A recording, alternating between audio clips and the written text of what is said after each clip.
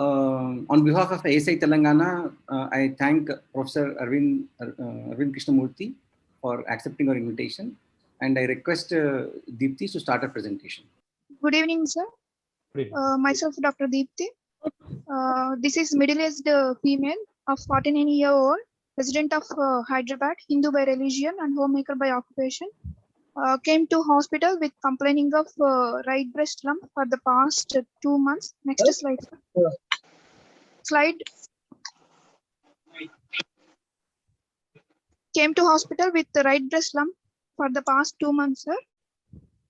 History of present illness. She was apparently normal 2 months back. The patient complaining of right breast lump for the past 2 months, sir. She came to hospital with a complaint. She was apparently normal 2 months back. Noticed a painless lump in the right breast. Incidentally noticed, which was insidious onset, gradually progressed, and initially it was 3 centimeters in size.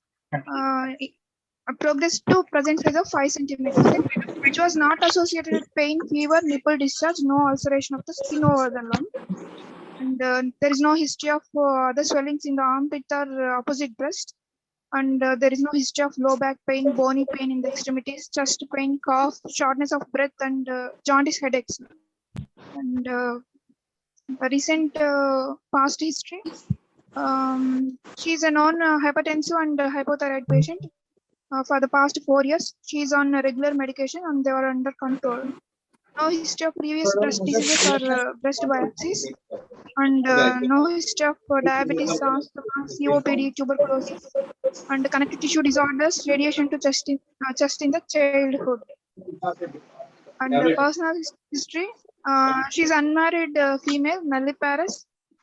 She has good appetite and takes mixed diet, no addictions, normal bowel and bladder habits, sleep patterns is normal, and no food or drug allergies. Then menstrual history, she attained menarche at the age of 14 years, attained menopause at the age of 43 years. Next slide, please. And her cycles were regular, 4/30, no pain, no clots. She's not on any hormonal replacement therapy at present, and she's a nulliparous female. And the family history, no history suggests of hereditary diseases in the family like breast, ovarian, colon, stomach, and prostate cancers in the first and second degree relatives. Parents died due to age-related illness, and she has 2 brothers. They are normal and healthy, sir. And I'm moving to. This is my history conclusion, sir. To summarize my history, she's a middle-aged female. How do you want to go about? You want to discuss now, or you want to generally present the case and then we'll. Let's say you, Dr. Arvind, you decide. Yeah. You decide what you. Okay. So I just wanted to check, with regards to the only one thing that was. Thing you mentioned radiotherapy to the chest, no, as one of the complaints. No, there is no history of no history. Okay. So can you just elaborate when do we give radiotherapy to the chest in younger people? In the childhood, radiation is associated with breast malignancies. It is a relative risk of more than 4. Correct, but in which malignancies do they give radiation? Lymphomas, sir. Mantle radiation will be given to. Usually, you give to lymphomas. They used to give mantle radiation. Nowadays, of course, I think radiation therapy techniques are becoming more and more sophisticated. So, but this was something that was practiced much earlier in the past. So, I just wanted to sort of clarify that. So, apart from the painless lump, there was no other sort of symptoms, right? No, yes, sir. Okay. The other issue is with regards to the reproductive factors. What does she have any risk per se? No, sir. She doesn't have any risk factors. She's unmarried and she's nulliparous like this. Okay. Is this related to her increased incidence of breast cancer?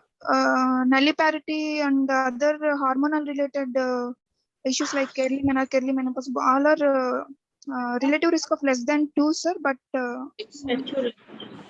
we are considering it as a risk factor. So nulliparity is a risk, right? Yes, sir. Less than 2 relative risk. So definitely. So when you're asked, because sometimes what you'll be asked is, what are the risk factors for this lady to get a cancer? So For can this you sort of, lady, yeah. So uh, you must sort of try to see the risk factors that she has. Whatever, it's good that you are telling in terms of relative risk. I really appreciate the fact, but definitely nulliparity is one of the risk factors, right? What are the other reproductive risk factors? And because these will come in the risk factors, that's why I thought before actually going to the case for proper, we can quickly discuss this and then proceed. You mentioned a part of the reproductive risk factors like early menarche, right? early menarche, late menopause, nulliparity, hormonal replacement therapies, OC pills, and elderly primary, first childbirth after 35 years, and hereditary malignancies. And a lack of breastfeeding, right? Yes. Yeah. So good, very good. You very elegantly summed up. Can you tell what is early menarche? What is late menopause? Sir, early menarche less than 11 years, and late menopause more than 60 years. Right. Menopause definition is actually 60, right? If you see the NCCN Yes, definition sir. of that. But in case of breast cancers, they say around 55 years or something of that sort. Like, no? So so I mean, these are all sort of Sir, your numbers. voice is breaking. Yes, Can sir. you? Yeah. Okay. I think sometimes my internet may be unstable. No, I just wanted to say that for the definition of menopause, which is the NCCN guideline, it is actually menopause is defined as one Yes, of the sir. definitions is 60 years. But in case of risk Yes, factors sir. for breast cancer, here they say late menopause will be 55. It's just a question of numbers because these are all based on case control studies. But you very elegantly summed up all the reproductive Okay, risk sir. factors, and which is very important. So in this lady, nulliparity is the only risk factor. Other than that, I'm not able to see any other sort of factor per se. Yeah, go ahead, doctor. Yes, sir. Yes, sir. Uh, General physical examination. Patient is conscious, coherent, well-oriented to time, place, person. Her ECOG is 0. She is well-built and well-nourished. Her BMI is 28 kg per meter square. She doesn't have any pallor, cyanosis, clubbing, edema, icterus, and generalized lymphadenopathy. And her vitals are normal, sir. Pulse rate is 72 per minute. Blood pressure is 120/80 in sitting posture, right arm. And respiratory rate is 14 per minute, sir. And Any association, Dr. Deepti, with BMI? Because I thought then and there we can sort of complete some points. Yes, sir. You mentioned her BMI as 28. Any comments on this and any other? Because these may be relevant to the management or risk at least of breast cancers. So I thought we can briefly discuss that and proceed. Yes, sir. What does BMI is 28 indicate? Yeah. Per kg weight by height in meters square, sir. BMI is, which is associated with obesity. Increased obesity is associated with high mammographic density, which is prone for malignancies, breast malignancies. So what is overweight and what is obesity like? So there is a BMI which is supposed to be beyond a particular. So they say, I think there is some. These are some definitions. So beyond say 25 or something, they say it's overweight. I think you can check on that. Beyond 30, they say it's sort of in an yes. So definitely this lady seems to be on the higher side. She definitely is overweight, and as you rightly said, obesity is also one of the risk factors for the development of cancers. And the other issue is also with regards to like it can the important thing about BMI is that if the woman loses weight, then the risk can be slightly reduced for her. Right. One, So Deepti, I have seen in exams, some of the examiners, once you put ECOG, you should be perfect in telling the score of ECOG. Yes, sir. You're sure about how many scores are there? 4 scores are there. ECOG 0 is 4 or 5? asymptomatic and able to carry out. No, Deepti, 0 to 4 or 0 to 5? 0 to 4, sir. You should be sure it is 0 to 5. So if you read up that, because many times I've seen in exams, they ask about it. Once you commit it, they'll ask in detail. right. Okay. Please go ahead. Yeah, go ahead. Coming to the examination of breast, I have inspected the patient with a well-lighted room and with female attendant. After getting informed consent, I have examined the patient in following positions. These are arms by the side, arms with leaning, arms raised over the head, and arms on the waist. Arms by the in the position of arms by the side, left breast and left nipple areolar complex appears to be normal without any visible lumps, and bilateral nipple and areolar complex are symmetrical and they are at the same level. And there is vague visible fullness noted in the right upper inner quadrant of right breast, and skin over the right breast is normal, appears to be normal without any edema, erythema, ulceration, engorged veins, scars, pigmentation. There is no visible edema of ipsilateral arm and chest wall, and there is fullness, visible fullness in the right supraclavicular fossa. On leaning forward, both breasts fall equally on leaning forward, no asymmetry noted. And arms raised over the head, fullness in the right breast upper inner quadrant noted, and the bilateral inframammary folds and bilateral axilla appears to be free of any visible lumps. And arms on the waist, the fullness in the right breast upper inner quadrant becomes more prominent, and there is no other abnormality noted. Wait. And shall I proceed to palpation, sir? Basically, there is not much in terms of positive findings in the inspection, right? Yes, sir. Only visible fullness in the right upper inner quadrant. There is no visible fullnesses in the axilla or opposite breast nipple areolar complex appears to be normal. Okay. Yeah, go ahead with palpation. And palpation, I have done the palpation in sitting position, semi-recumbent and recumbent postures. Breast size is 38 C, cup size C, and ptosis grade is 2. Palpation of left breast, there is no abnormality noted with palpation. And the palpation of right breast, local rise of temperature, there is no local rise of temperature and tenderness in the right breast.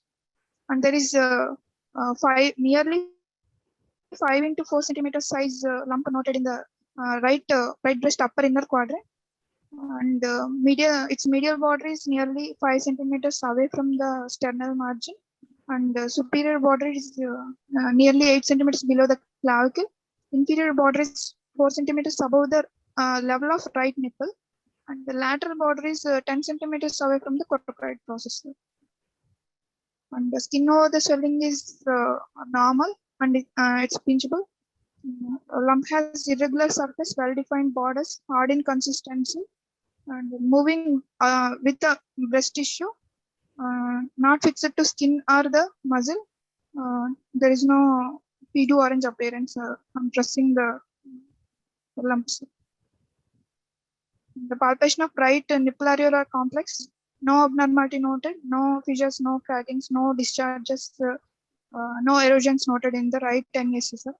And regional lymph nodes, right axilla, no palpable lymphadenopathy noted in the right axilla and the supraclavicular region, sir. The palpation of opposite breast, no abnormality detected, sir. And other system examination, respiratory system, normal vesicular breath sounds heard, no evidence of effusions. And abdomen, no organomegaly noted, no evidence of free fluid.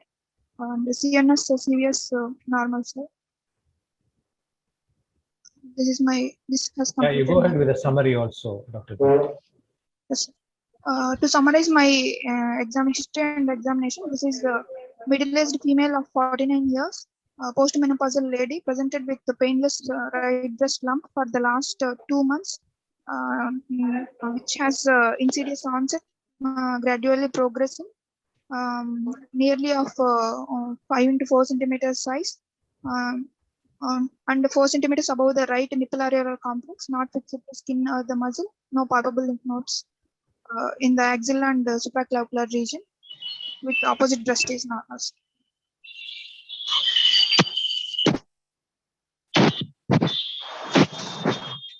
And my provisional diagnosis is early breast carcinoma, clinical T2 and 0.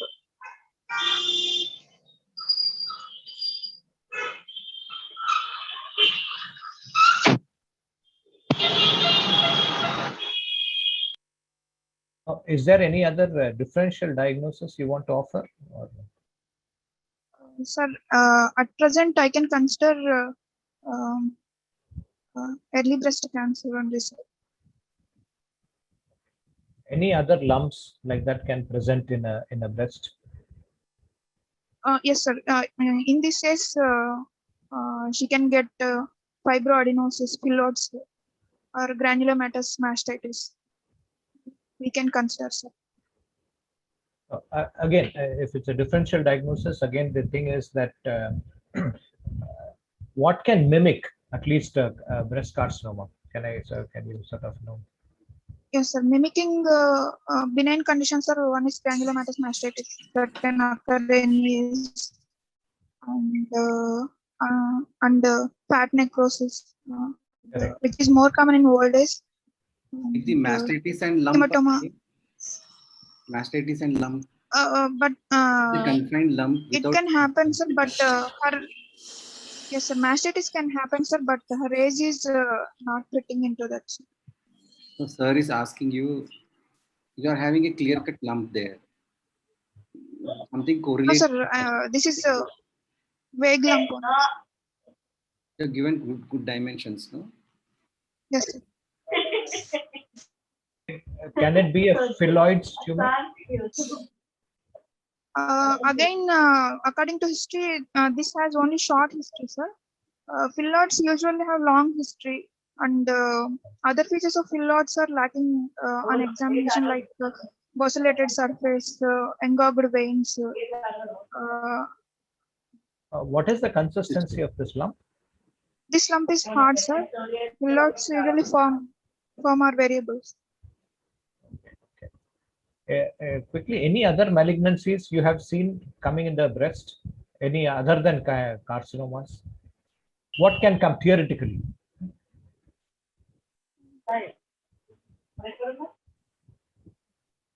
Other lymphomas can happen. Correct. What else can happen? Sarcomas. Sarcomas and lymphomas can happen, right? So do you want? Yeah, I mean, theoretically, all these things can happen. So it is more melanomas and all are pretty rare, but phylloids can be there. It can be a sarcoma. It can be a lymphoma also. Essentially, these are, of course, you'll have to keep in mind essentially, Yes, sir, yes. some of these things, and the other issue is in this lady, apart from the sort of clinical findings, anything again from the history wise you can sort of say whether it's a cancer. From history, it is a short duration of lump, sir, and middle-aged female, nulliparous. When coming to the examination, it is fixed to the breast tissue, moving with breast tissue, consistency is hard. I think these are the important findings. Yes. Age, you never sort of 49 is just around the thing, and so generally, especially when you don't have much of clinical findings, apart from a lump, which is pretty classical in this case, even otherwise, you would sort of need to corroborate with the history, and that is what examiners would love to ask. So you should, as you rightly said, I think, and this is also for the other people who are there in the audience, you'll have to correlate with the history, in the sense like a short duration plus the hard lump plus all the other findings, like not moving separately from the breast tissues and a hard lump. So these things could sort of corroborate with breast cancer, a diagnosis of breast carcinoma. And the other thing is, if you are confident, you can actually tell the stage of also of these patients. Okay. I know that that there are a lot of cancers that as postgraduates you all have to deal with. It's very difficult to know the PNM keeps changing, but if you are able to at least know, because these are early breast cancers, they have some sort of stage associated. So if you are able to tell that, well and good. So that would sort of give the examiner some impression that that you are inclined towards scientific management.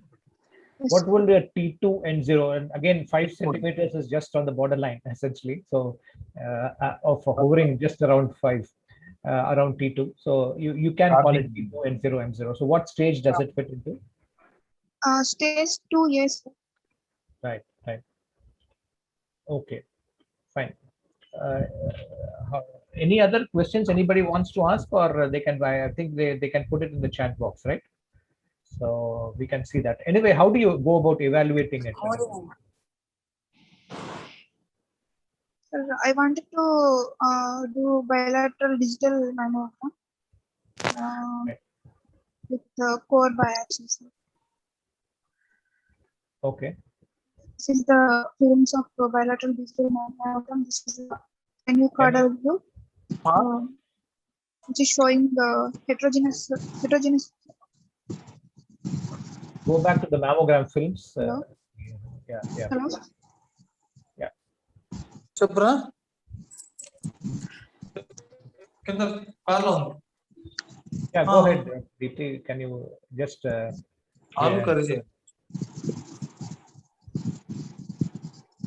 అవి పల్లీలు ఉడకబెట్టు half glass rice So Deepti, పల్లీలు ఉడకబెట్టేసి can you sort of hear us? Or? Yes, sir. I'm audible. Yeah. Can you read the mammogram finding, or sort of explain? That's what some people in the chat are asking. This is medial lateral oblique, which is showing heterogeneous cells with adequate view. Nipple and areolar complexes is normal, sir. You have to mute your mic. Srinivas garu, you can mute. And there is heterogeneous lump in the. Yes, doctor, I'll just do that. Go ahead, Dr. Deepti. I think there may be some background noise, but don't bother. I think just go ahead. This heterogeneous lump noted in the lower part of the right medial lateral oblique view, and bilateral axilla showing benign looking lymph nodes. And the left breast appears to be normal with heterogeneous breast. Again, there is some question in the chat box. What is an adequate mammogram? Adequate mammogram, there should be pectoralis major shadow, and the bilateral intramammary fold should be visible. Right. And angle between pectoralis major and nipple should be 90 degrees. Right. And somebody asked if nodes are palpable, should be described as per level or groups. Well, yes, I think it's preferable if you. And these are some questions in the chat. I thought we can just take them then and there. It will be preferable to mention which group of lymph nodes are palpable. To explain the mammogram, yes, I think. What other things, Dr. Deepti, can you make out in the mammogram? Like, prior to going for the Birad score. Okay, breast density we have to note, sir. So are you aware of the breast density also? Yes, sir. Category 1 is less than 25% fibroglandular tissue. Category 2 is so what density would it fall into? So A, B, C, D, or 1, 2, 3, 4, whatever it is. ABCD, sir. ABCD, yes, sir, ABCD. Yeah, A, B, C, D, you can. Yeah. A is less than of I'm sure you fibroblast. all can read through it, but generally, I think this is something that has come up newly. So you can mention about the breast density, say it is a C density breast, and then you tell the positive findings. Like, if there is a mass, then you say whether it is speculations, see if there is calcifications, and then if at all you're able to sort of, tell a Birat's score for the lump, then it is well and good. It is almost Virat's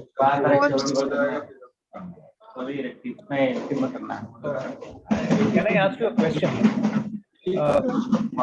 Which Virat score do we need further evaluation?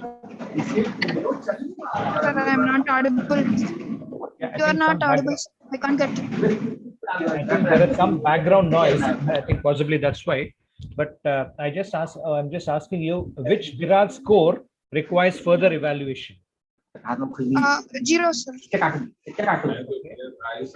0, and what other scores? 0 and 3, 4, 3, 4, 5. It's further evaluation. Okay, great. I know this is one question that sometimes examiners tend to ask. 0 is why, because it is an incomplete examination, because for some reasons you're not been able to capture all the details, so you recall the patient and ask for some other additional views or further thing. And more than 3 is sort of, what is the approximate risk of malignancy in Birat's 3 lesion? Birat's 3, 2%, sir. Yeah. So it is almost less than 2%. So generally, it is only for Birat 0, 4, and 5. They say that you actually need to evaluate almost all the patients. Okay. Yes. So yes. in 3, you may want to evaluate, or you can you have the option of telling them to come for a say a more frequent surveillance, say at 6 months or something like that, you can call. But if ever you have a Birat score, and this is some dictum that I want everybody to know, if there is a Birat score of 0, 4, or 5, that means definitely it warrants a recall. Birat's 2 is benign, Birat's 3 is possibly benign, the risk is less than 2%. So you may or you may not. And Birat 6 is of course a biopsy proven, so you don't really need to so it's already there, it's a cancer.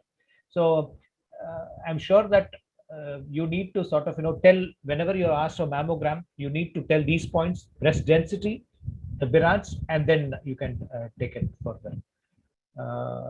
Yeah, I think that is about it. Any other things, indications for mammogram? Dr. Priyanka is asking, do you want to tell about this indications for mammogram? Just somebody, Dr. Priyanka has asked in the chat. So Deepti, you want to quickly mention that? Yes, sir. For ipsilateral breast, we can see the multicentricity, multifocality, and to confirm the disease extent. And for opposite breast, synchronous lesions, and indications they're asking. So you're actually telling the utility for the mammogram. Indications like screening, treatment. Screening, mammogram, and diagnostic purposes. Diagnostic, yeah. Screening. If you're able to tell that, that should be fine. I think more of the other things you can read from textbooks. What is a screening and what is the diagnostic? Very briefly, can you tell what is the difference between a screening and a diagnostic? A screening have only 2 views, sir. Diagnostic have 4 views. Not necessarily, but any other main difference you can make out in a screening and diagnostic? Screening is film, sir. Diagnostic is digital. Not again, the thing is different. So in a screening, and this is more of this is a very important concept that I feel that everybody should know. In screening, it is for an ostensibly normal woman, asymptomatic, does not have signs and symptoms. Yeah. So generally, that is a screening is offered as you can do it as say some program that your hospital can do, that is called as an opportunistic screening, or you can do it in the community, or you can do it as a part of a national program. So you Yes. screen normal women in a screening, but in a diagnostic mammogram, it always is accompanied by Mass. signs and symptoms, not necessarily mass. So you can have any signs or symptomatology. So that's called as a diagnostic. And this is something that you must understand. And generally what happens in screening is that because it's done in a community and most of the screening mammograms are data which comes from the West. So what happens is there is some technologist who actually takes the films. So generally they sort of, take two views and then they sort of, send the patient away. Whereas in case of diagnostic, it is under the clinician control. So you may want to sort of in screening also, you supposing if it's not picked up, they call it as BIRAD 0 and they recall the patient and ask for more views. So it's not necessarily 2 and 4, but you're right in a way.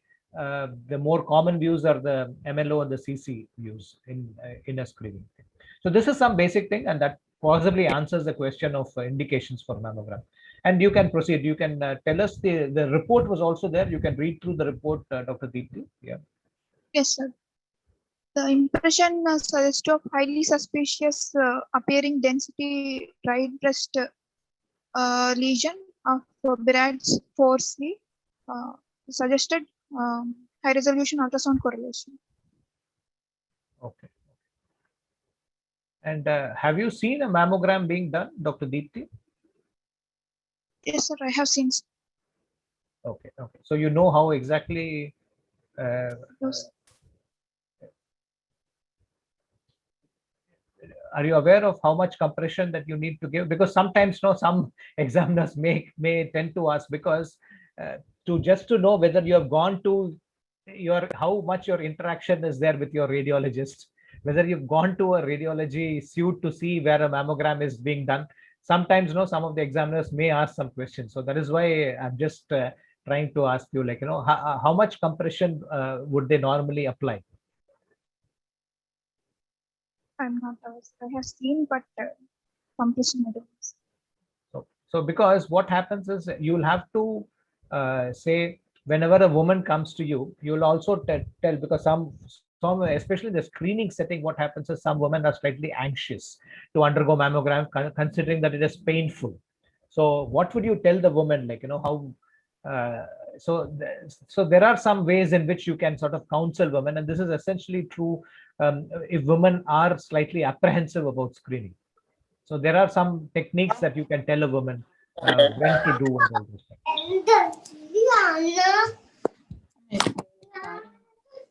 Okay, we can go ahead in that case.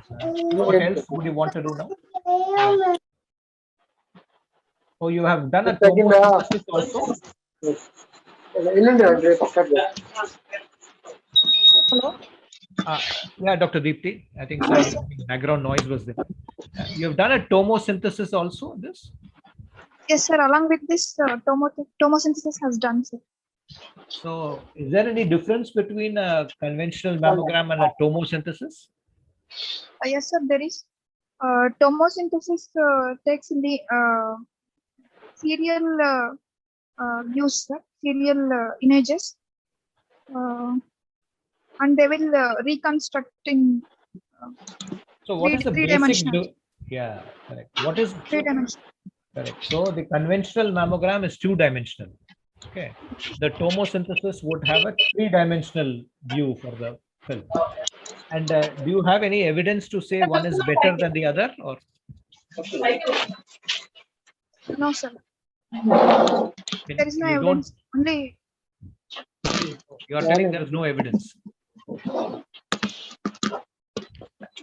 You can check. I think there is some evidence to say that that tomosynthesis the pickup rate of tomosynthesis may be slightly better than a conventional mammogram. But then there are certain issues, and they're more of theoretical thing. But if somebody asks you, I think you will have to mention about the evidence. There is some evidence to say that short evidence, high level evidence to say that tomosynthesis, that is a 3D, is better than 2D essentially. Okay. And you did a biopsy for this patient also, right? Sir, we have done. Okay. Yeah. Can you go through the report? This is infiltrating duct cell carcinoma, ductal carcinoma, intermediate to high nuclear grade.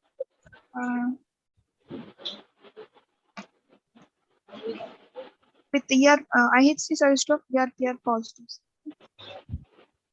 And anything to do about HER2? Ki-67 we can do so, and HER2 new we can do so. So did you have the reports for that? No, Or sir, they have done only ERPR only. Sir. Okay, okay. So are you satisfied, or you want to know the HER2 also and Ki-67 also for this lady, or? We can do Ki-67, sir, but this is ERPR positive, HER2 negative is more favorable. Sir. No, what do you want? Like now, supposing somebody gives you this report for this lady. It is IDC grade 3, you said, right? Yes, sir. IDC grade 3, ERPR positive, HER2 negative. Sir.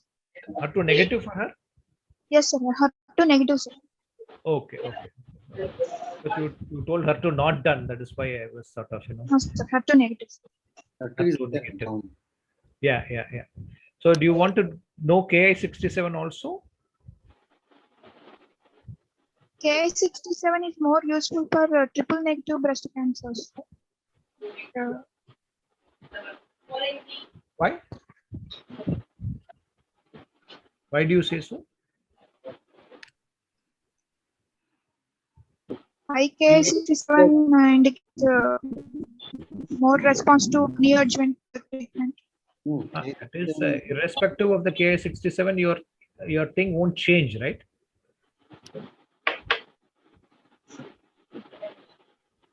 Okay. Now you can say, okay, let me tell you this: this patient is ERPR positive and HER2 negative. How do you go about the management? Let's come to the meat of the topic itself right away. Okay. And before that, I just say that Ki-67 generally doesn't change much of your management. There are certain controversies about Ki-67 cutoffs. Okay. 14, 21, whatever it is, and all those things. Of course, there is some prognostic significance to that, but solely we don't really make any decisions purely based on that. Yeah. Okay. So in this patient, you want to do anything else for her? You've done a mammogram. You have done. Core biopsy, sir. Yeah, a core biopsy. I wanted to do ultrasound abdomen and pelvis and the chest X-ray and LFT. Okay, okay. So it is an early breast cancer, right? Yes, sir. Early breast cancer. So why do you want to do all these investigations? I wanted to rule out any basic metastasis.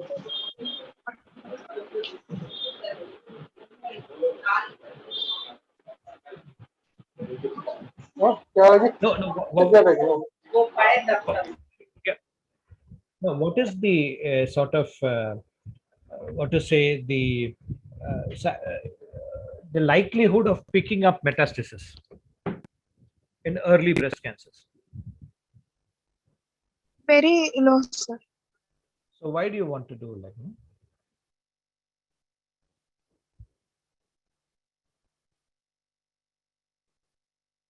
I mean, is it your hospital policy, or I'm just curious to know. I mean, I'm not sort of No, sir. yeah. Chest X-ray for the preparedness of patient.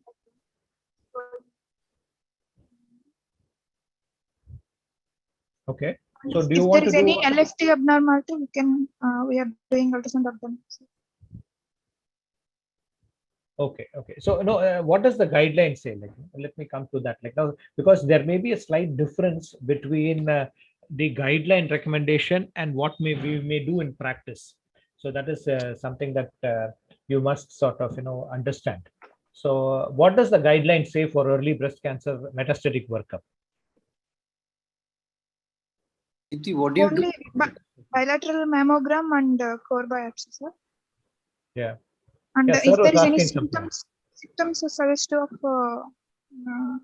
metastasis, then we can go for CECT, abdomen, and chest, sir. Yeah, And that bones. is okay, ma'am. Symptom directed treatment is perfectly fine. So, generally the guideline says that if it's an early breast cancer, what is the instance of metastatic workup? Come again, I didn't. Of instance of distant metastasis or pickup in any of these investigations? Very low, sir. Exact incidence. Yeah, around 2% or 5%, or less than 5% or something of that sort. Yeah. So that is the reason why the guidelines may actually say that you don't do a metastatic workup essentially unless you have any other symptoms or something of that sort. Okay, sir. So, do you want to do a PET CT? For this case, PET CT, not much added values, because this is stage 2A. Okay. PET CT So, usually will pick up a lot of mediastinal lymph nodes, which are more common in India, which is also of subclinical or treated tuberculosis lymph nodes. Again, causing a lot of discrepancies in treatment. no, but when do you do in that case, like, or when do you not do, like, For early stages, we are not doing, sir. For stage 3, malignancies. Correct. So as a ballpark, generally the guidelines do not recommend PET CT as a part of the metastatic workup for early stage cancers, unless and until there is any other ambiguous symptoms on some of the agents. Yeah. And there are two other questions in the chat box. One is, what is about an isolated PR positive? Yes. Isolated PR, usually very rare, sir.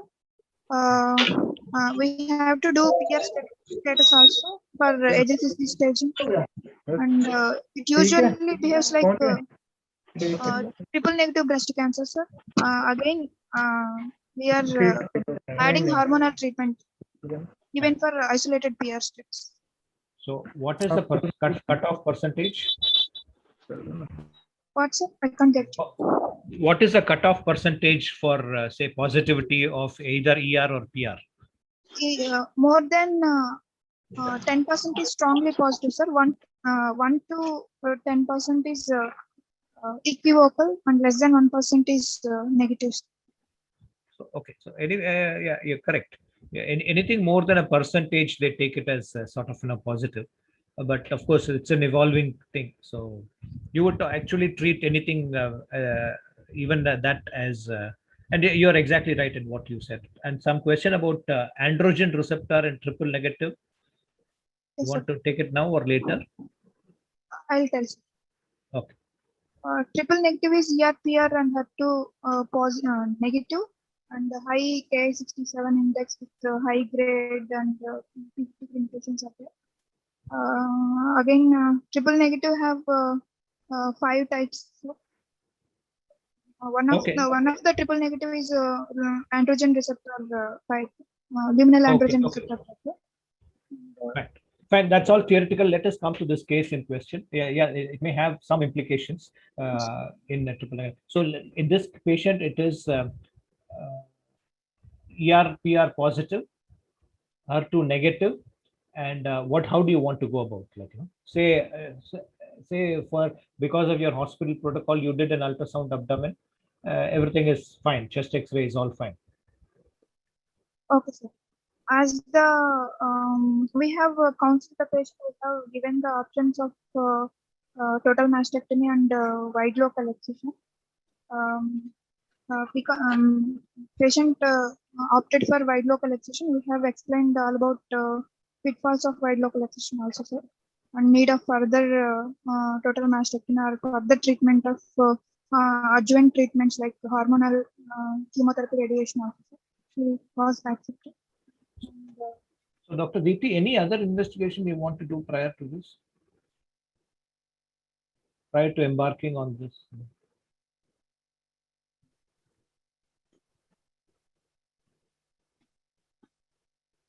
perioperative optimization. Okay, that's okay. She's a 49-year-old. You said some symptoms. You said hypothyroid and something, but I'm sure that in all those things you would have taken care, right? Let's not discuss about that right now. But anything of relevance? Anybody else from the chat wants to put it in the chat box? Anything? Any other investigation that they want to add to this? Genetic counseling. Is there? Genetic counseling is also there. It is important. Anything else, no, from the clinical decision making?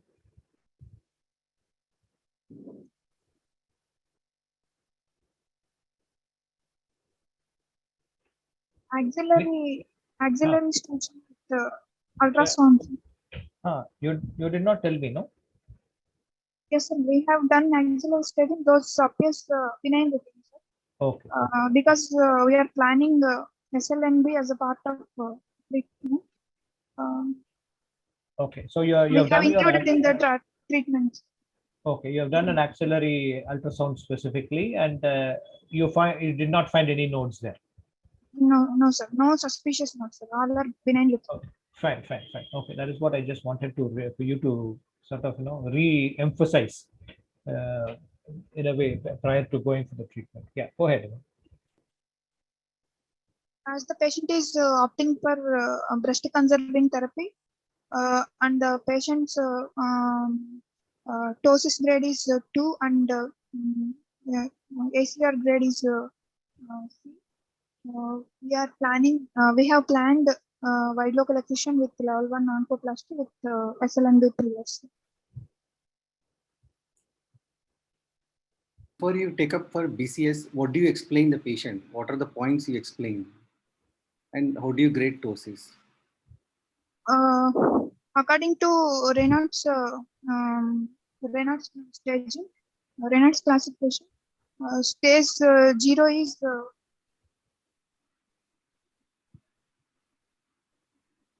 NAC complex. They can end the share screen. Presentation is over. Deepti, your presentation is over? No, sir. Presentation is over, sir. Yeah, Lakshmi, you can end the screen share. Okay, sir. Yeah, thank you. Now, before you do BCS, what do you tell? What are things you tell the patient? Because it's very important, no, counseling. Yes, sir. About the need of further treatment like chemotherapy, radiation, and hormonal therapy, we have to do, sir. And ipsilateral breast recurrences are more in BCS, sir. And, need of further surgeries like future mastectomies may be needed, sir. Yeah, number one is radiation is mandatory. Yes, sir. For BCS. Number two, she may have to do a reduction mammoplasty or adjust the other side, the breast also. Number three, if margin is positive, what will you do? Re-excision, and again margin is positive, what will you do? Because the patient will be under anesthesia. She will not be part of the decision making. All these things should be video counsel prior, isn't it? Yes. Yes. Okay. Yeah. Sorry, Very Dr. important. Something. Yes, absolutely, right. Absolutely right. Very important, all these points. The other thing is you'll have to tell also in terms of survival, what is your what do you tell the patient in terms There of is no difference in survival difference in between BCS and total mastectomy, sir. There is only tell that, there is no overall survival or disease-free survival. There is absolutely no. In fact, are you aware of studies in which survival is better for BCS patients?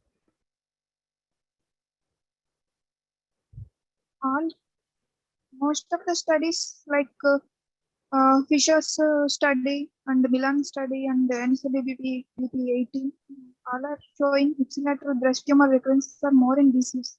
Sir asked a specific question. Yes, sir. Very trial he asked you. Those are okay. Because Please. what happens, no, I'll tell you, this is a practical thing. What happens is that a lot of people tell the patients that, your IBTR rates are high. So a lot of patients may actually get dissuaded from, but you will have to tell them that at least in carefully selected patients, there are a lot of data, especially very recently coming, to say that possibly because of a improved selection, survival of patients who have undergone BCS is actually better than patients who have undergone mastectomy also. So I think this is something. This is some evidence is coming up. So at best you can say that there are equivalents, but you can also tell them that the overall survival may be slightly better in some of these studies, and which is a fact also. Okay. And apart from the points that Dr. Gaud has said about the margins and the need for excisions and all those things. The other issue, this is a sort of a gray zone area. A tumor of 5 centimeters to do a sentinel node biopsy.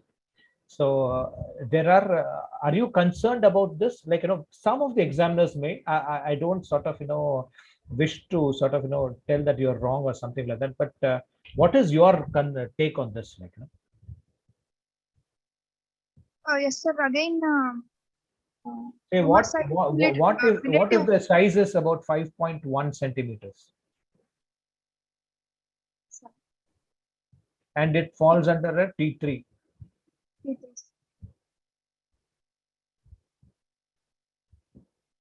Say it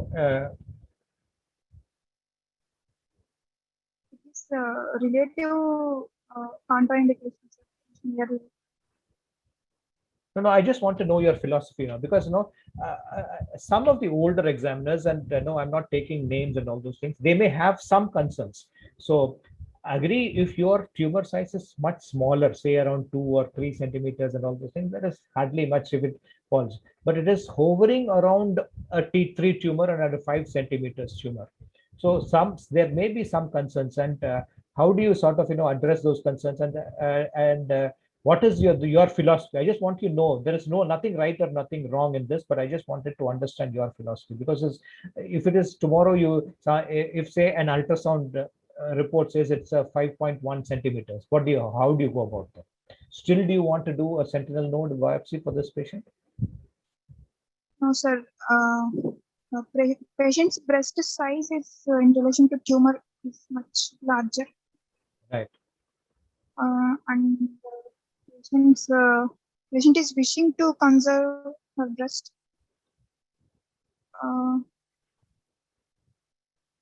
No, I'll tell you what will happen is this. Some of especially the incidence of axillary node metastasis, and these are some points, because I feel that modern day all the postgraduates now, they are very, very well informed. So I just want to give them some perspectives about what is about this. So as the tumor size increases, the incidence of axillary nodal metastasis also increases. So generally, so if it is a slightly lesser tumor, your thing is, but there are chances, at least in the Indian sort of a setup, whenever you get such large tumors, invariably your chances of axillary nodal metastasis also increase. And even if you do a good a palpation and an ultrasound also, sometimes in the area of 10 to 15% or at times 20%, you may have some sort of a disease in the axilla, in your sentinel node. So these are concerns that you'll have to keep at the back of your mind. You are absolutely fine in offering the patient a sentinel node biopsy, but when it comes to a lump of around 5 centimeters, you must keep at the back of your mind that there are chances of having a slightly higher chance of an axillary lymph node metastasis. So that is one concern, that there are people who offer such patients sentinel node, but in exams you'll have to be really careful. So because some examiners may have two views about this. Yeah. So again, Deepti, I will ask, what if this is a triple negative breast cancer? For triple negative, again, size is 5 into 4 centimeters, all your breast tumor size is all fitting. You have a 38C, so there is good ptosis. 5 into 4 No, sir. No, centimeters? sir. I'll give first half for neoadjuvant therapy, sir. For triple negative cases. Okay. Any other scenario where you would offer neoadjuvant? For 2 positive cases, young patients, and triple negative, high Ki-67 index. Right.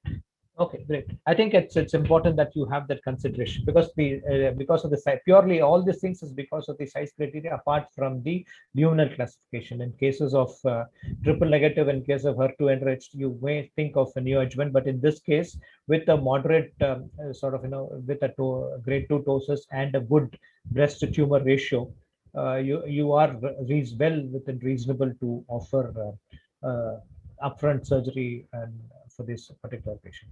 Very good. So what will you go about, how do you go about doing this procedure?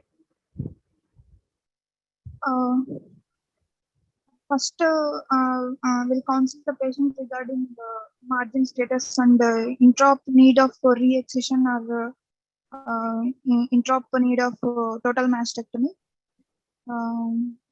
And for this case, we'll give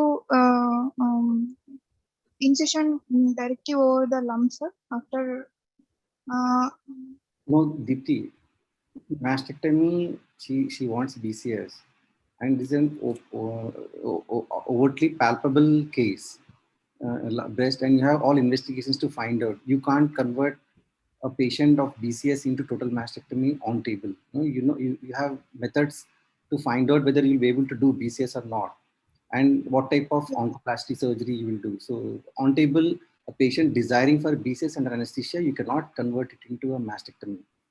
So in case if you feel that it is going to mastectomy with investigations, you can always give pre-op chemotherapy. 5 centimeters is a borderline case. So you should not say mastectomy on table. I mean, patient may not agree. And few trials like Norwegian, what sir was telling, Norwegian trials and other, so not 1 or 2 trials have shown that BCS is better than mastectomy. On table, I don't think mastectomy should. Yeah. Generally that although people do take consents, very rarely do you sort of convert on table essentially. So again, it all depends on the philosophy of Dr. Deepti. Would you send it to your margins for frozen section? I think that would sort of answer the question of on table conversion. we'll send, sir. Pardon? Send for margins, frozen section. Okay, because there are too many ways of going about it. Some people send. In our center, we send. In many other centers, they may not send also. So there is a no hard. So there is a gray area here. So if you don't send for margin, the question of intra-op conversion doesn't really arise unless you're actually seeing some very suspicious disease, and which is very unlikely, as Dr. Raul said. So in a way, how do you plan your surgery? In the sense like how much margins do you give? Whether you give over the lump, or whether you want to do any other type, whether you want to do some sort of any other incisions and all those things. It's all subject to how you want to go about this particular patient. But generally, how much margins you would want to give? For invasive breast cancer, there should be no ink on the tumor, sir. No tumor on the ink. No tumor on. No, first incision. What type of incision? What type Sir, of do? For this, Describe the tumor excision. Then go to how do you manage the axilla. yes. For this case, we have given intradermal methylene blue dye and technetium 99 also. We have identified sentinel lymph nodes of 3, and we have done sentinel lymph node excision. And later on, we have given incision over the lump, sir, because we are planning level 1 oncoplasty. As the patient breast is SCR grade C and D, and breast to tumor ratio is much lesser. So we have done wide local excision with dual plane mobilization with parenchymal approximation. So, So you always do sentinel node biopsy with dual technique. yes, the we'll do. Sir. If somebody wants to do with only blue dye,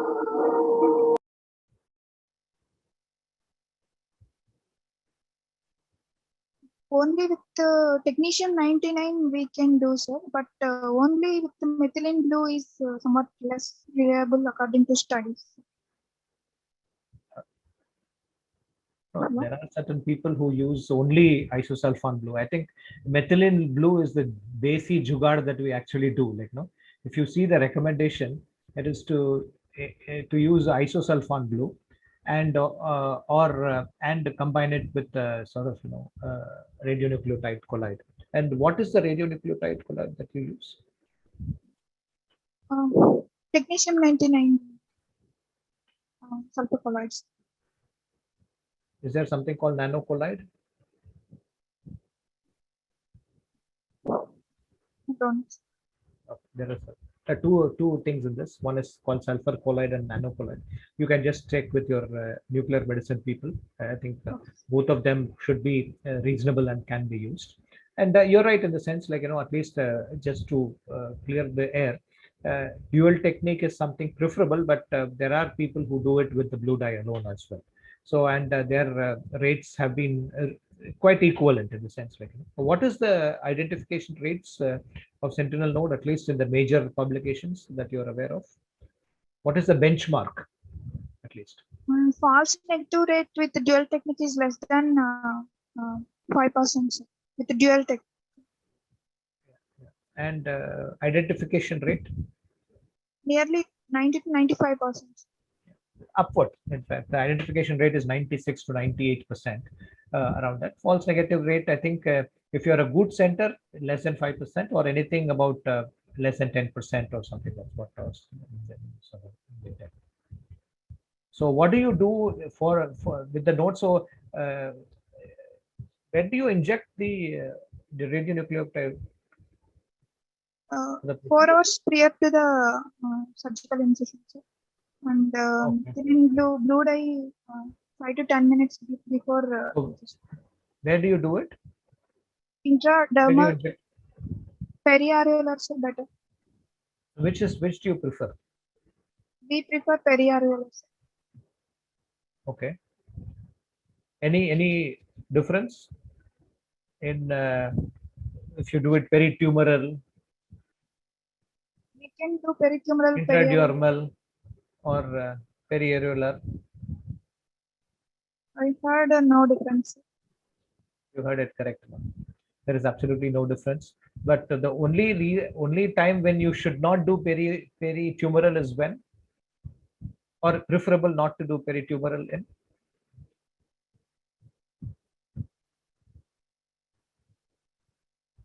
DCS. When you have multicentric tumor. Multicentric. So when you have multiple tumors, so theoretically, you still can do a sentinel node for that patient. There is some evidence to do, but preferably if you have a multicentric tumor or a multifocal tumor, then it may make more sense to do it either perioral or intradermal route. Yeah. So after you inject, what you do, you go and fish out the sentinel node first, or how do you go about it?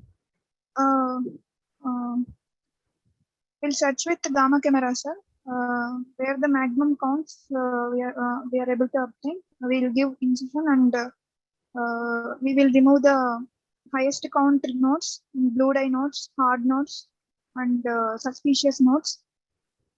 Maximum for SLNV, we have to remove at least of three lymph nodes we have to remove. And is there anything called maximum, or no?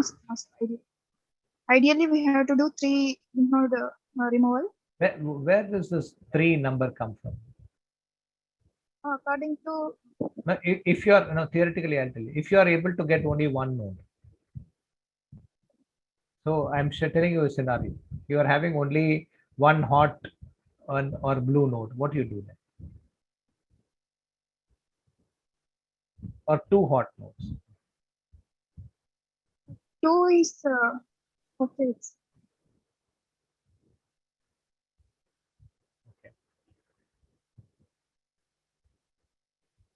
Okay, this 3 number has come in the generally in the there is some definition that has come in the post neoadjuvant setting. When you want to do a sentinel node, then they say that there are some 3-4 criteria. So they say that you're doing a dual technique and get a minimum of 3 nodes. In upfront setting, also it's preferable, of course, you get about nodes, but generally the 3 number has been defined more in the post neoadjuvant setting. Sir, it's already 1 hour, sir. I think we've been discussing. Is there any time limit, sir, or? You can take some time, sir, because management will not get completed. We can complete the management and guidelines we'll do next time. Yeah. It's almost, I think she's answering very well. I think she has almost gone through the whole spectrum of this. As you rightly said, there are various ways of going about it. Now you can. This is the why I'm stressed so much on Sentinel is because this is something that I feel that is something that is there is it's a standard of care. And we have to sort of offer some lot of these patients, and also it's a very important from the medico legal perspective also. And this is something, a practical advice tip that I want to give you all, especially for people who are practicing. It is very important that you offer these to your patients.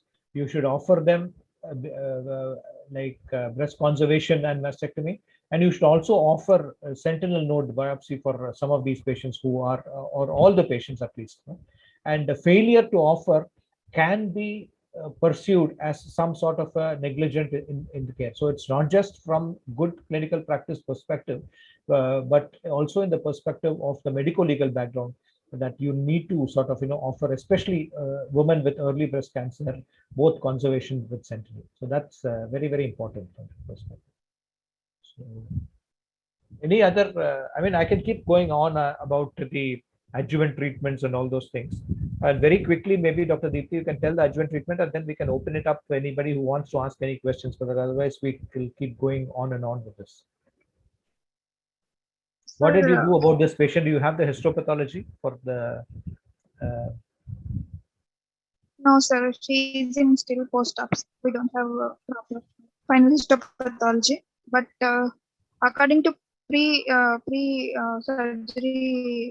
stage, I wanted to give adjuvant chemotherapy, sir. First 4 cycles dose dense chemotherapy, followed by. So you stopped a sentinel node biopsy for this patient, right? Yes, sir. We have done. You sent it for frozen section or the nodes? We have sent, sir. Notes, sir. We have sent, sir. What happened? What were the finding? Actually, we are waiting for final section also, sir. Because micromax we can't get through frozen. No, sentinel node, was it positive or negative? Was negative. Negative. How many nodes? You got your 3 nodes? I got 3 nodes. Okay. That's what sir wants. No, so the thing is, the answer to that question about the nodes is that you don't go with a fixed mindset. So you see, for as you rightly said, you search for the blue and hot nodes, or either blue or hot nodes, or you also see for the clinically palpable nodes. Yeah, suspicious.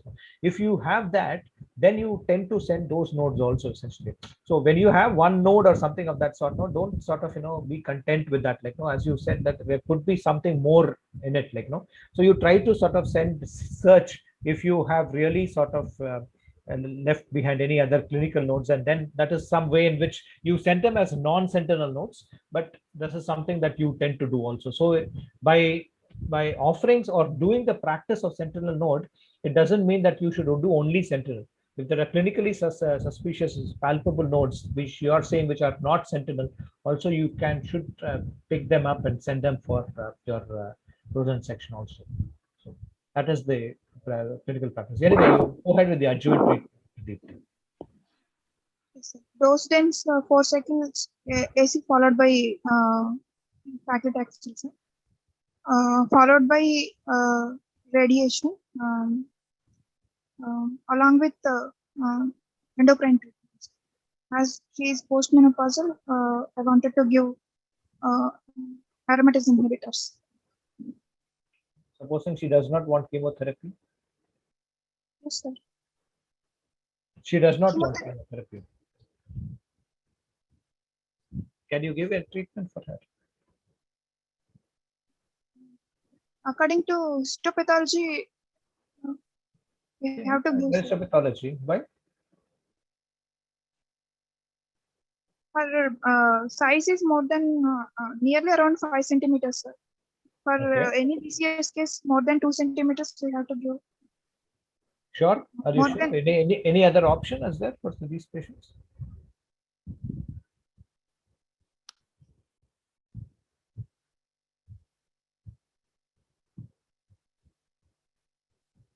Anybody else in the audience wants to sort of chip in the chat box? Any other options you can give for this lady? Chat is disabled, I think. No? That's why people are not able to access, or not No, sure. no, chat is enabled now. I'm seeing disabled here, but size is nearly 5 centimeters. We have to give chemotherapy. okay. So there is an option called, what is an option for T1, T2, ERPR positive, HER2 negative, node negative? What does the guideline say? Mm, Somebody, Above I Z, think above chat Z. seems And chat seems disabled, I think, sir. I think otherwise boys, I'm sure that all the boys are all boys. Akasov Z 000, sir. Akasov Z 0011 for T1, Somebody is T2, raising the hand also. I think, Ryan but raised their hand. You can speak, unmute.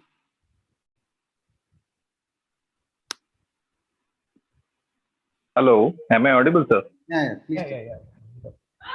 I think the option would be getting a gene panel Oncotype DX or MammaPrint.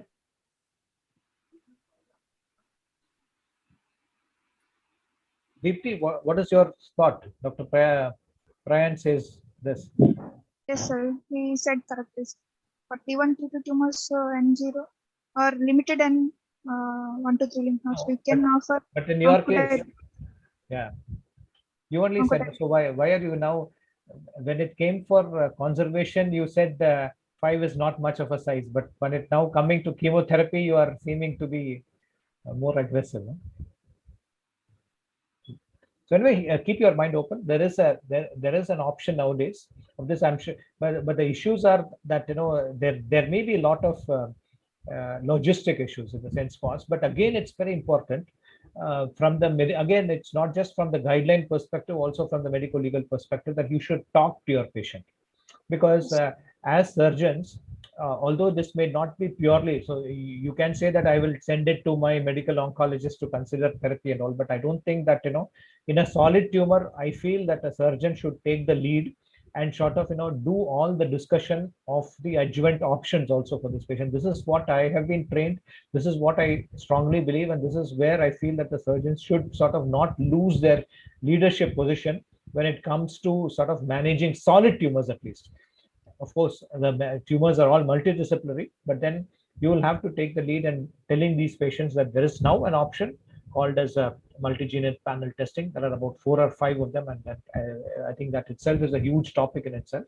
But you can offer these patients, and this will be one lady in which you can. It could be she may have a higher clinical risk by virtue of having a larger tumor size. And you're right, Dr. Deepti, with regards to that. As I said, 5 centimeters, the people may not be a lot comfortable because of the borderline tumor size. But then this lady would sort of fit into the criteria for consideration for the genomic panel. You almost reached times, Doctor. Yes. If you want to conclude. Yes, sir. I'm done, sir. I think we have discussed quite a lot, and I think go on forever, and over a period of time, in more sessions, we'll be covering everything. Yeah, and Deepti did very well in taking and in answering all questions also. So you had all your concepts right, and you were answering very well. And I really congratulate you for that. And the audience, I'm not sure whether we are able to sort of any questions they want to, any burning thing they want to ask, they can ask, and then we would sort of Yeah, 1 or 2 questions we can take in. Anybody wants to take Dr. Arvind? Jagdish, Dr. Patel here. Sir, Arvind साहब को पूछिए sir. Jagdish. Yeah. Yes, sir. Dr. Arvind, it was a nice discussion. At the age of 66, 67, I learned a lot from you, although I have been doing a lot of cases here. So just I wanted to know, in any breast lump case, what is the role of MRI? The first part I didn't follow here. MRI scanning of the breast in anywhere it is useful? Absolutely, sir. I think this is a very, very important point. MRI can be used in various scenarios. They can be used for a newly in a screening. Also, MRI is there, especially in cases of high risk women, especially who have the mutations, BRCA or any other high risk deleterious mutations. They say MRI is better than mammographic in terms of screening. In case of newly diagnosed women with breast cancer, also MRI, certain centers do it, sir, I think, but we don't do it as a matter of routine. There are certain concerns because it's an intensely sensitive investigation. It picks up small other sort of non-specific changes, which leads to over-treatment in terms of chasing for biopsies. And there are evidences to say that more mastectomies have happened because of over-usage of MRI in the diagnostic setting for a new woman with breast cancer. Other indications are, I think, it is very good for response evaluation in chemotherapy patients. It is also good, especially in women in whom we have placed implants, silicone implants, and to know the integrity and status of the implant. It is also very good to know for recurrent diseases also, essentially. MRI is very good. And one of the level 1 indications for MRI is also when there is an axillary node and you don't really have any primary known tumor. So in that case is also MRI is good. All in all, I think it is a very sensitive, very useful investigations, can be used across the spectrum, right from screening, to diagnosis, to monitoring, to recurrence. And I think one must use it judiciously, and also in cases of in evaluation also, when there is something say when you're equivocal in terms of imaging, at that time in cases of a new woman with diagnosed lumps, you could use an MRI as well. Something that's very important. Thank you, Dr. Arvind. Nice talking to you and learning, and Deepthi, very good presentation. Thank you very much. Dr. Garima. Hello. Dr. Garima raised the hand. Yes, sir. Good evening, sir. Yes. So one practical question, sir. Sir, when an elderly female comes with a breast lump, T3 disease or T2 disease, age usually more than 70 years, without an axillary lymph node, clinically, and in mammography also it is not there. So in that case, is there any role of practical implications for axillary lymph node dissection or SLNB also? Yeah, I think that's a very loaded question. What's the limited axillary lymph node dissection? No, there is a role. I think I'm sure you are aware of the Tata evidence in which they do what is called as an ancillary sampling from the patient instead of doing a central biopsy. Yes. So it all depends on the philosophy what your center has. So, but ideally, what you need to do is women, or for that matter, any woman, irrespective of the age, is you have to stage the axilla and know by ultrasound at least whether it is a truly N0 or not. And it is you can sort of in some of these women you can offer some sort of an axillary staging, whether it is a sentinel. You may not want to do sentinel for some of the women for various reasons. You can choose to do axillary sampling also in this way. Yeah, 70-year-old lady, lot of changes are there in the management, adjuvant therapy and all. Maybe next time we can discuss that. Yeah, absolutely. So there's also a role of high dose brachytherapy also. HDR is also there. And systemic implications are also there. So, Dr. Riley, sir, you wanted to speak?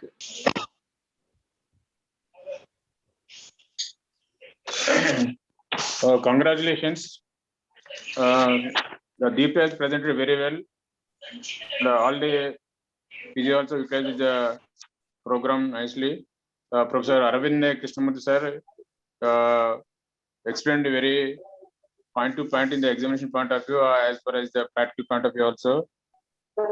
As our secretary, dynamic Jagadish Gaur told, within a very short period, you agreed for our this as a spokesperson and the clinician. I also congratulate the sponsorship by the AOI. Thank you very much for the Krishnamurthy sir and all the delegates and the PGs. I request them to utilize the this sort of TSASI online discussions and participation is very much needed from the PGs. And our all seniors, HK Patel sir and Raghavendra Prasad sir also participated. Our executive members also participated, Guru Reddy and Tuma Shalini. Thank you very much, sir, Secretary Garu. I hope you will be continue these lectures weekly once like that, because it's a examination time for the PGs. And also, as our TSASI executives decided to have a more number of this Zoom classes and discussions, and also we want to have our own website also. Thank you very much, sir, Professor Arvind sir. Thank you. One last question, I think we can close after that. For SLNB, is paraffin block preferred or frozen section biopsy? I think somebody asked it in the chat box. I saw no, you can do by frozen section also, and then paraffin, as I think DT also elegantly answered this. When it comes to knowing of microscopic disease, or no, there are nowadays what happens is you tend to do more and more. The reason why we do sentinel node biopsy is that, you in a one node you take multiple sections. Sometimes you do immunohistochemistry, although it may not be classically done for all these patients, and you tend to find out metastasis in terms of isolated tumor cells or micrometastasis or macrometastasis. So all these things you will only get to know in the final paraffin block, that is when they do it in a paraffin section. In a frozen section, you may, what all they do is they may just bread loaf the tumor, no? Just one slice. They may do some imprint cytology. Sometimes the information that you get may be slightly limited, but definitely the entire spectrum of the disease, molecular, immunohistochemistry, and the nature of the involvement of ITC or micro or macro metastasis, you only get in paraffin. Thank you, Dr. Arvind, for agreeing at a short notice. And actually, we planned yesterday only, and within one day we could get some students.